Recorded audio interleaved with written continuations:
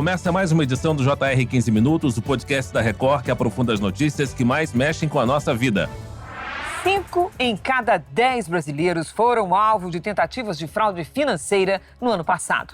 Uma das mais comuns é o envio de boletos falsos. Mas tem uma ferramenta disponível em sites de empresas e de bancos que ajuda a evitar o prejuízo. Um tema preocupante e que tem afetado milhares de brasileiros: as fraudes financeiras.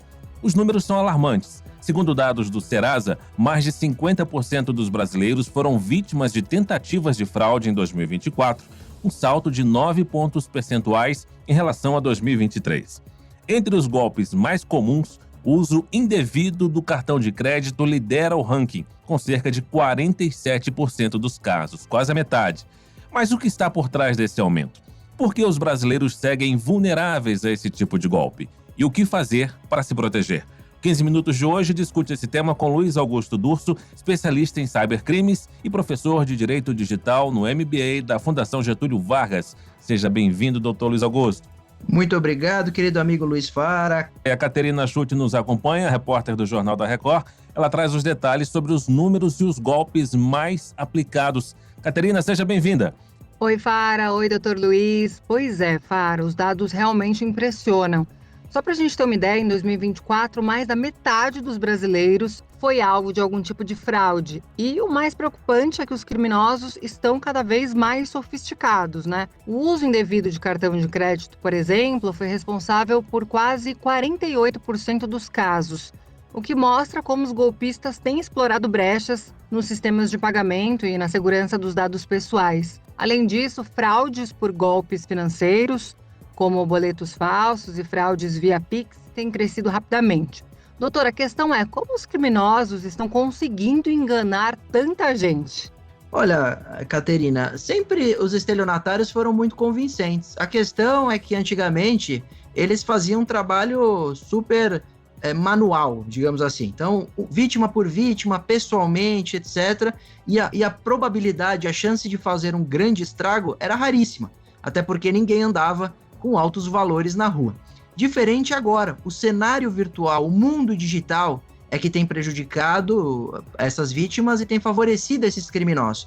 Primeiro porque se ele invade uma pessoa, se ele clona um cartão de crédito, se ele consegue que aquela pessoa faça um Pix, ele consegue muitas vezes ter acesso a altos valores, diferente de antigamente. Segunda coisa é que a internet afastou as relações humanas. Então, o estelionatário se passa por qualquer um, inclusive agora com o uso de inteligência artificial de maneira mais assertiva, mais eficiente, mais convincente.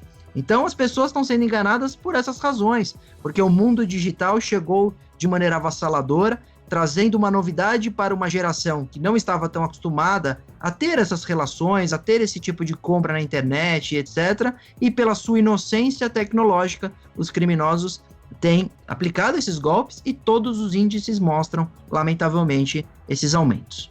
Doutor Luiz Augusto, chama a atenção a quantidade de tentativas de golpes envolvendo os cartões de crédito. Como é que os criminosos conseguem acessar esses dados e quais medidas os consumidores podem tomar para se proteger? Olha, Luiz, sem dúvida nenhuma, outro fator que atrapalha a vida do consumidor, do usuário, são os vazamentos de dados. E aí os criminosos, eles sabendo quem são as pessoas, né, sabendo suas informações pessoais, etc., eles conseguem realizar golpes mais sofisticados. É o que a gente chama do uso da engenharia social. Então eles estudam a vítima.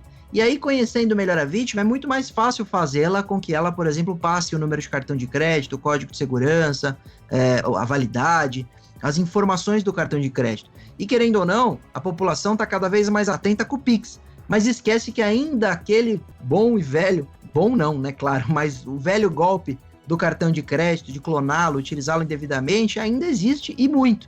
Muita gente tem mais tranquilidade nesse tipo de problema porque o cartão de crédito é uma ferramenta mais segura, porque tem seguros, é uma ferramenta que não é instantânea, o pagamento demora a compensar e tudo mais. Então, pela sua própria característica, ele é mais seguro. Mas ter o seu cartão clonado não deixa de ser uma grande dor de cabeça. Por isso que a gente sempre tem que recomendar, assim, contratar um seguro do cartão de crédito, ao criar o cartão de crédito virtual para compras na internet, os bancos têm liberado essa função, ter cuidado com o seu número de cartão, nunca passar para ninguém, não sair preenchendo na internet em qualquer formulário por aí, são cuidados básicos com o cartão de crédito. Doutor, o número de golpes evitados contra bancos e cartões de crédito cresceu mais de 10% no ano passado.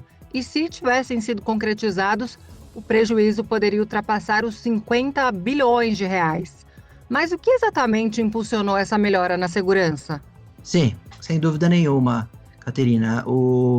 Os bancos têm evoluído os sistemas de cibersegurança e como o cartão de crédito é um sistema não tão imediato como o Pix, é muito mais fácil achar soluções tecnológicas para essa modalidade, para essa relação. E aí nós estamos evoluindo sim, até porque hoje o consumidor ele tem um aliado que é o celular.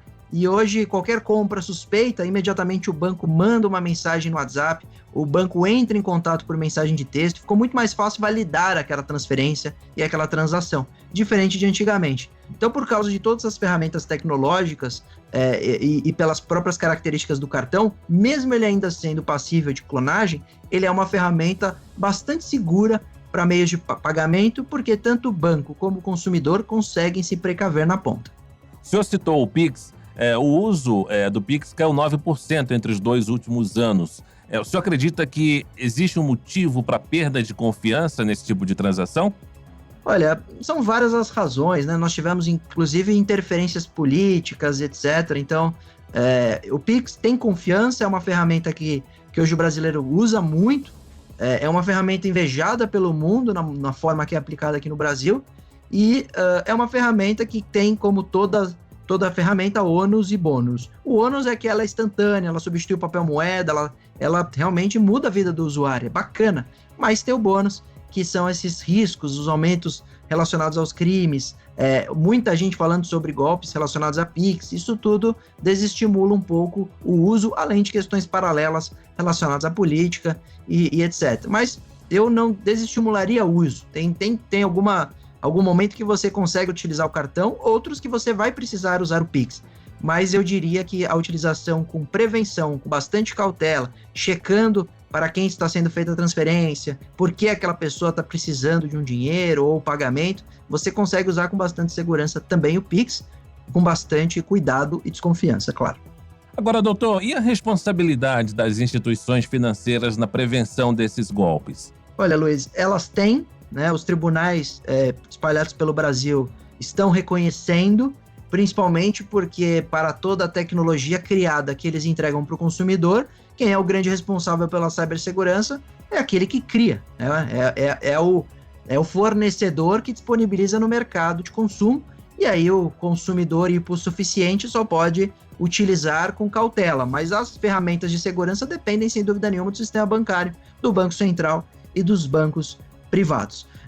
Com relação a isso, os bancos têm evoluído o seu sistema de segurança, mas os tribunais, como eu disse, têm reconhecido que, diante de certas fraudes, quando não há culpa exclusiva do consumidor, vale dizer 100% culpa do consumidor, os bancos têm sim, tendo que pagar indenizações, ressarcir vítimas que são encontradas por esses criminosos na internet e, lamentavelmente, estão perdendo dinheiro, mas os bancos estão sendo obrigados a ressarcir, seja no golpe do Pix, seja a clonagem no cartão de crédito, até porque, se hoje não existem mais agências bancárias, quase nunca, se hoje os bancos digitais são simplificados, para toda desburocratização, nós temos que ter na contramão mais segurança. Doutor Luiz, de acordo com a pesquisa do Serasa, 76% dos consumidores estão dispostos a pagar mais por uma marca que ofereça justamente segurança online.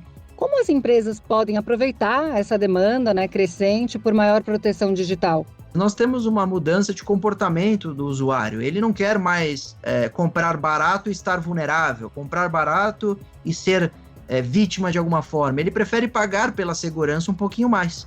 E isso tem sido reconhecido, principalmente nessa pesquisa e tantas outras, que a qualidade do serviço com cibersegurança, com privacidade, com tratamento de dados da maneira esperada, como diz a Lei Geral de Proteção de Dados, todas essas expectativas que são, de alguma forma, abraçadas por certas empresas sérias, mesmo que ela custe mais caro, ela hoje sai na frente no mercado. Então, a grande lição para as empresas, respondendo sua pergunta, é que para competir nesse mercado altamente competitivo, muitas vezes até brutal, você hoje tem que observar quais são as tendências no mercado digital.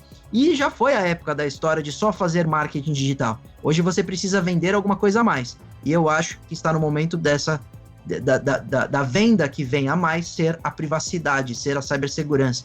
Falar, na nossa empresa você não vai ter seus dados vazados, na nossa empresa seu cartão não vai ser clonado, aqui você tem segurança. Só que para vender dessa forma, você precisa estar muito maduro do ponto de vista de cibersegurança, com investimentos nesse sentido. Doutor, com o aumento dos golpes envolvendo boletos falsos, diversas empresas implementaram ferramentas de verificação, né, como o verificador de boletos, por exemplo. Como que essas ferramentas estão ajudando a reduzir os riscos para os consumidores e quais são os principais desafios para aumentar ainda mais a sua adesão? Olha, esse tipo de atuação é imprescindível, né? Sem dúvida nenhuma, o boleto é prático, sempre funcionou, há anos funciona no Brasil, mas nós sabemos que hoje eles são clonados, são adulterados, são modificados e são entregues até de maneira física, não é só na internet. Tem muita gente que recebe, por exemplo, multa de trânsito falsa em casa. Então, você hoje ter um sistema bancário, ter um sistema de tecnologia das empresas que ajudam a conferência de que aquele boleto é original, verdadeiro, lícito, isso sem dúvida nenhuma é imprescindível. Até porque tem características do boleto que o consumidor desconhece e que o sistema bancário automaticamente pode fazer determinadas checagens. Funciona bem, ajuda a diminuir, pode ser melhorado, claro, mas são iniciativas que nós precisamos aplaudir, precisamos elogiar, porque quando não feitas, fazem muita falta. Mas quando existem, criam barreiras altamente eficientes contra a cibercriminalidade. Dr. Luiz Augusto, o avanço de golpes como deepfakes e fraudes baseadas em inteligência artificial também tem se tornado uma ameaça crescente. O senhor acredita que as instituições financeiras estão se preparando bem para lidar com essas novas formas de fraude? Olha, Luiz, eu vou lhe responder de uma forma polêmica. Eu entendo que hoje ninguém está pronto para o impacto da IA, principalmente do ponto de vista da utilização criminosa.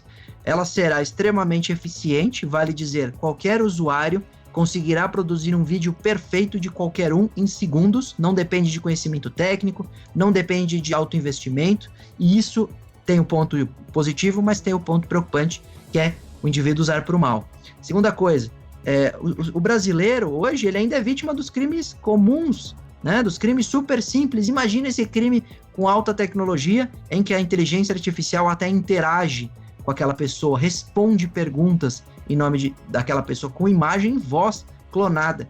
Então eu entendo que ninguém, nem as instituições financeiras, nem o Estado, nem a população estão prontos para o impacto dessa tecnologia quando a gente olha do ponto de vista criminoso, porque será brutal. Eu entendo que nós iremos aprender, Luiz, na dor, né? Os problemas surgirão, os crimes serão aplicados, os prejuízos serão altos e aí nós iremos correr atrás. Mas, claro que tem banco estudando aí o impacto da IA e tentando criar alguma coisa, mas por enquanto não tem nada super eficiente contra esse tipo de utilização indevida.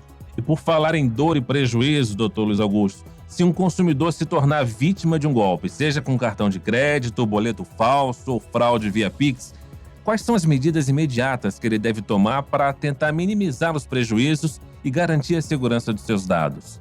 Primeira coisa, o consumidor tem que entrar em contato com o seu banco, solicitar o bloqueio, avisar que foi vítima de um crime. No caso de Pix, tem um mecanismo especial de devolução. No caso do cartão de crédito, tem a reclamação e a contestação da compra. Então, fazer imediatamente esse tipo de denúncia e também ligar no banco de destino quando se tratar de transferência de valores.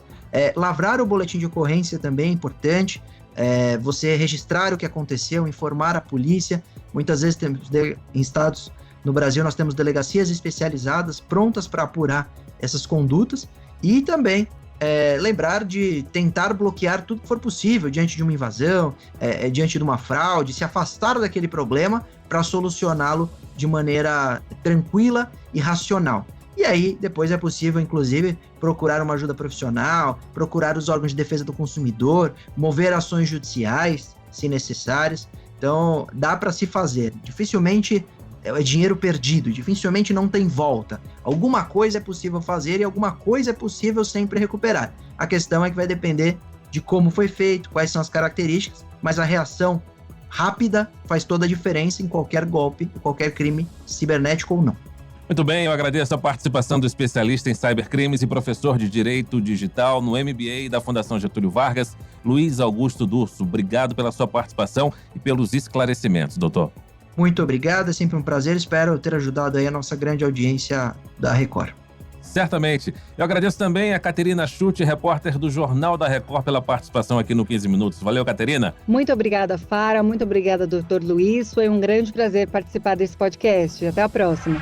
Esse podcast contou com a produção de David Bezerra e das estagiárias Amanda Fuzita, Isabela Santos e Yasmin Logrado. Sonoplastia de Diego Marcondes. Coordenação de conteúdo, Deni Almeida. Direção editorial, Tiago Contreira. Vice-presidente de jornalismo, Antônio Guerreiro.